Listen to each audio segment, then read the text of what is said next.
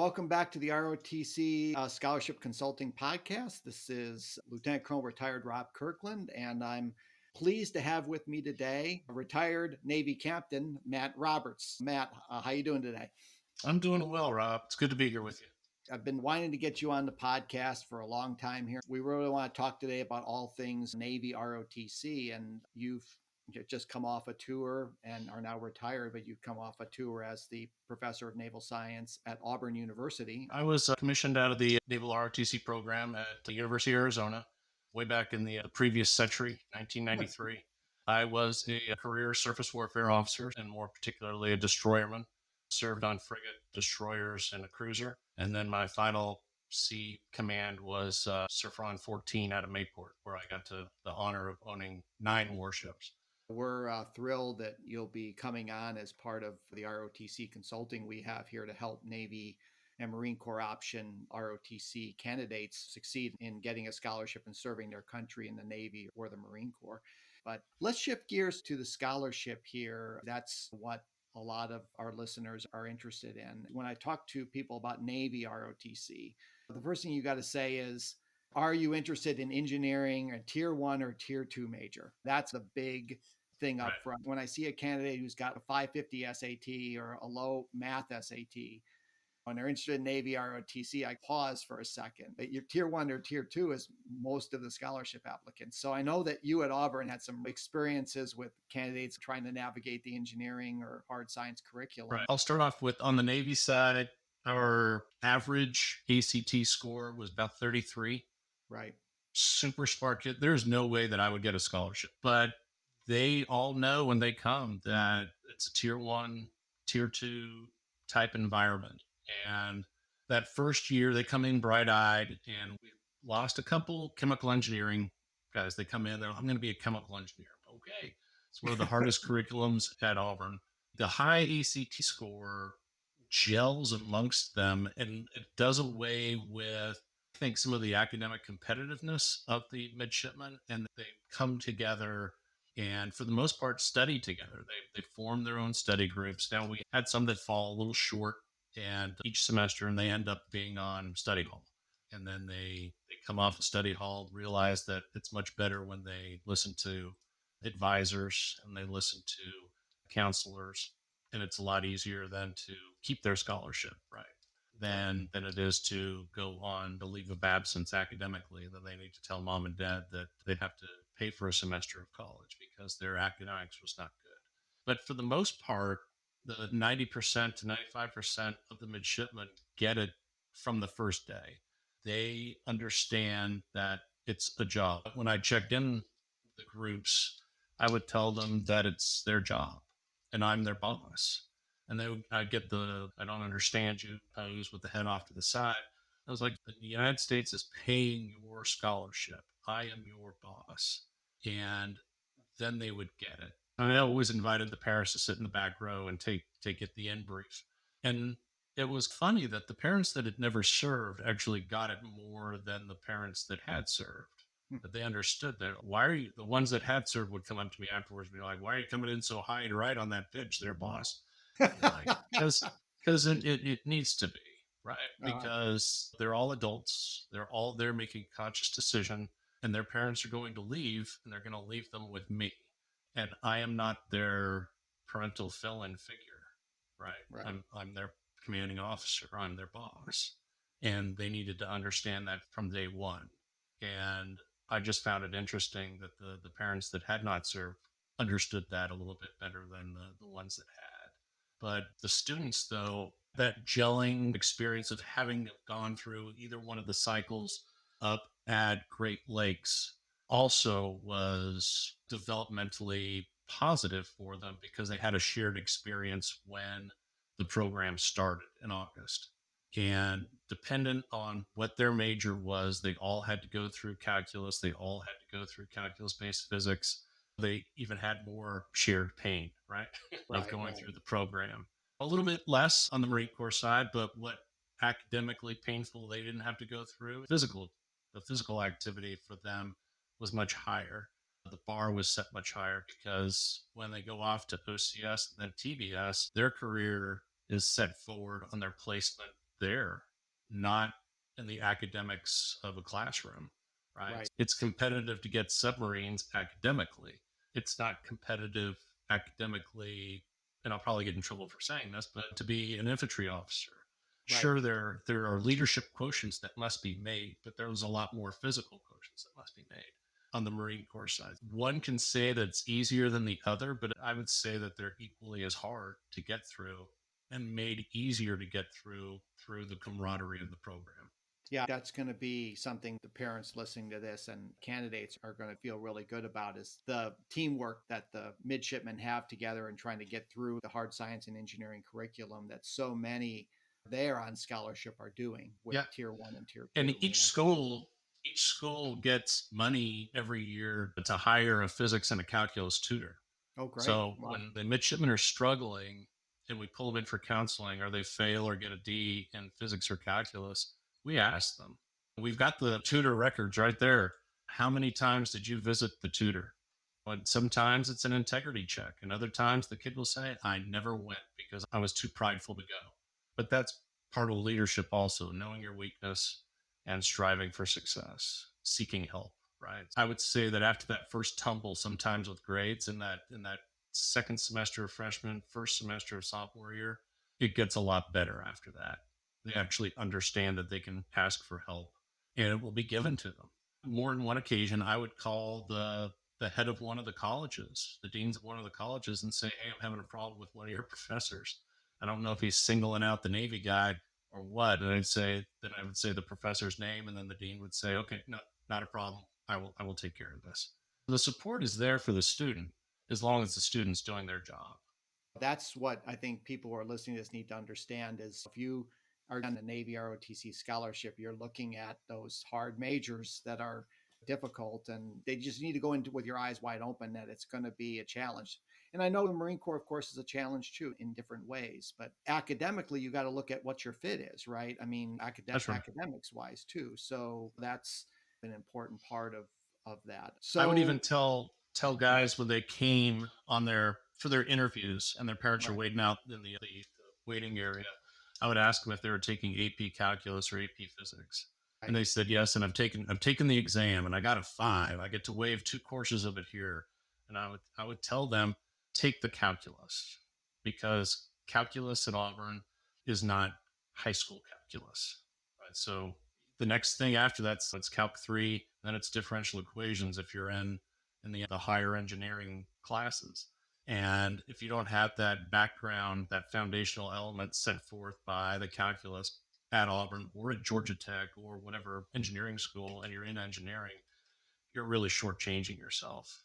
Why not just take it again and get an A instead of bypassing it? Yeah, and then it's taught a certain way, and you learn it the way that the Auburn way, as you say, as we might say, That's right? right. So when these candidates, I talk to them and I say, "Are you interested in a tier one or tier two major with Navy ROTC?" Then we get into preparing them for all the things that they need to do to get selected for this scholarship. You have experienced in the selection of these candidates for scholarship. And I was just interested in knowing some of your observations with candidates that were successful in getting a scholarship or were selected. What were the characteristics of those individuals in particular?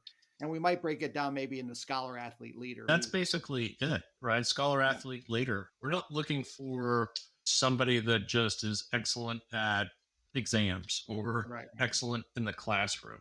I sat many boards. I was honored to be president of a few boards and get to see all the demographics after that.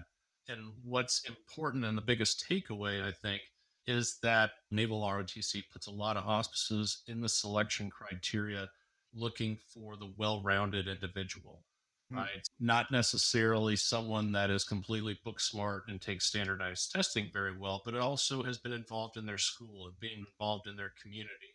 It doesn't have to be that they're the school president or the class president every time, but maybe they are the treasurer, or maybe they're just involved as a representative from their homeroom, or they don't volunteer every day, but once a month they go down to the soup kitchen or the veterans home. You could be in the Boy Scouts, but you don't necessarily need to be an Eagle Scout. You Right, could right. go to Boys State, not necessarily go to Boys Nation. It's you're active, but you're not burning yourself out, right? We're Right. looking for that well rounded person that talks about everything around them, but not about themselves. The Navy values, right? Where you're looking at your selfless service and putting others ahead of yourselves. Navy Junior ROTC. I heard from another source that if you're in high school and you have a Navy Junior ROTC program in your high school and you're not participating in it, that may be an issue because you're not doing that in your school. There's not enough time for us to actually go and look and see if there's a program at each high school. But I was in Navy JRTC in high school. It Uh-huh. is the avenue that got my scholarship. So points are assigned by it, how active you were in it for 3 or 4 years. There are guys that sit the board that don't understand how important or how much of a time sump that JRTC can be, regardless of the program, right? Whether it's an Army JRTC program or a Navy one. Maybe they played football and then they hit 100% on the quarterback of the football team. But the JRTC kid, they're like, I don't know, 80%. That's why there's 7 people that sit aboard, right? Right. It's not just one person determining it. And the president of the board can actually slow down the board and come and revisit somebody that seems they're getting a bad rap also by what they're involved in. So we can rewind the board and relook at a person as well. So So you're looking for a balanced scholar athlete leader that was a well rounded individual, not necessarily, it doesn't have to be super excellent in everything, but just a solid person who's performing well in school yeah, and things. So, mhm. right. And then they pop up their senior year and they're playing tennis, right? Because they're trying something new, right? That's the people that we want that aren't afraid of trying something new, but also stick with something that they enjoy, even though they're not on the varsity team, right? Those are the people that we're looking for. Now, as far as the interview, the write up is read by the people on the board. And I know that you personally have done some interviews and as well as your staff at Auburn. What's your observations overall with the interview? Is it important? You can tell on the board the write ups between lieutenants doing them, junior officers doing them, Yeah, and yeah. then the XOs and the COs doing it, right? I think the granularity of questioning and then the trying to get the answer is different when the ages are closer. I think that they may be a little bit more fishing for the correct answer from the lieutenant instead of from the older officers, right? It Right, right. seems that if they know that they're coming to the CO for their interview, they will practice it with other people. Mhm. Maybe one of their high school, the guidance counselor, or they'll practice it with their parents, or they'll practice it with teachers, or maybe their boss. And you can tell people that have practiced their interview, not that they've got the questions straight out of their pocket, because I would ask questions that aren't germane to the process at all, just to see where they would go. And I think my brother and sister 06s probably do the same thing. It's that thing moving away from a canned process and trying to scratch past that first layer of preparedness to see how deep it goes. Mhm. Right. And saying to them that this is after they are asked a question, and maybe they don't have an answer. And I say, what? Not having an answer is fair. You're 18. You know, I don't expect you to have a whole lot of depth right now. Right? We're going to build that depth over the next 4 years. So, but certainly candidates who are listening to this who maybe are juniors this year, getting ready for their senior year next year, they could Yeah. prepare for this interview, right? By maybe learning some things about the Navy, becoming more informed. It's amazing how many kids don't know the core values of the Navy when they're asked, or what's the mission, or what do you want to do? I want to fly for the Navy. What do you want to fly? I want to fly an F 15. Hey, there's no F 15 in the Navy order of battle. Know about the service that you want to get into. And it's also going to be reflected in that. So I had interviewed a kid that and the reason why I say, what do you want to fly in F 15? Because that's what he gave me.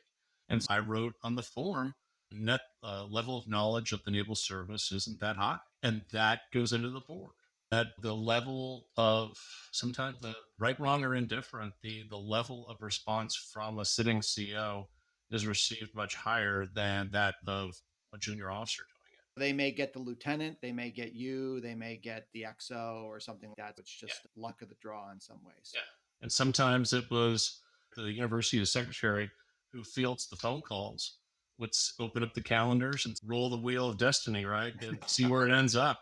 Because during the academic year, during the week, we're very busy, especially if you wait until December to get your interview done. Right. Best of luck. If you really want a good interview practice, say you want to come to Auburn, you live in California, get on an airplane if you can afford it and fly to Auburn or to Atlanta, and then get to Auburn and do your interview with the professor of naval science where you want to go to school. That's definitely a great piece of advice because it shows the person's motivation and desire to serve. But he may not get the interview with you, though, right? If he's flying from California. If somebody was flying from California and they told the secretary that they were flying from California to have an interview, I would probably carve out time for that young man or that young woman who's putting that in. You put in the work, then you get the boss, right? Not that they wouldn't, but it's just sometimes times don't match up. And Yeah. I would love to talk to all of them, but there's just so many. Yeah, that's true. But I think you mentioned earlier, I think the important thing is that the boards understand that, right? They understand that the majority of candidates are not going to have the opportunity of interviewing with the professor of naval science or the That's right. XO. And they realize that if the write up doesn't sound a '06 or an '05, they understand that already, right? That's right. And the write ups also get graded, and each one has an average. My average was set predominantly low. Anybody that was a good candidate that interviewed really well, I would say scored this, and my average is much lower. Pick this person now. If you're not going to pick him, if you've got questions about this candidate during the scholarship board, pick up your phone and call me. So things like that. And other professors of naval science do that also, regardless of Marine Corps or Navy. Get very involved, sometimes very particular about the students that they interview or that they brief during the board themselves. It's some eye-watering, some serious potential out there that you want to see win. And so you just lay it all out there when you're briefing and you say, you guys need to vote high on this person. Right. You mentioned 7 or 8 people that are this board. As I understand it, the way that it's done is that each of the 7 or 8 board members have a particular candidates that they have that they're presenting to the board, rather than not every board member is looking at all the candidates. They're carved up beforehand. The centralized authority up there in Chicago at NSTIC will carve up the amount of records that are seen in each board. And inside each board, those records are then carved up and given to each member of the board. Even the president of the board briefs a segment of records. And you get them and you highlight pieces that you want to talk about. And you will brief a young man or a young woman's record that they probably poured their heart into.